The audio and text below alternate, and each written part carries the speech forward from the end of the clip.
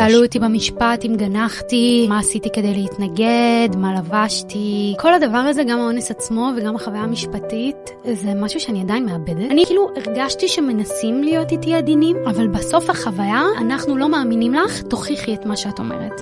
הנה לכם אישה שמספרת באומץ רב יש לציין את כל התהליך שהיא עברה כשהגישה תלונה על פגיעה מינית למשטרה. היא מתארת תחושות קשות.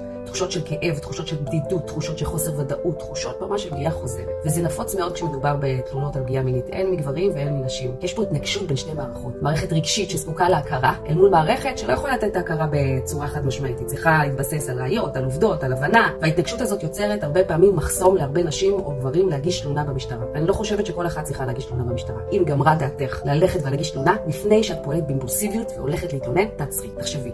תתייעצי. צריך רגע להבין מה זה ההליך של חקירה, מה השלבים בו, מה מצופה ממך, מה צריכה להגיד, אילו עובדות, את הזמנים, את הראיות. כלומר, תבואי מוכנה. ככה תביני יותר ותהיה לך ודאות. לא 100%, אבל זה ייתן משהו. והכי חשוב, את לא צריכה לעבור את זה לבד.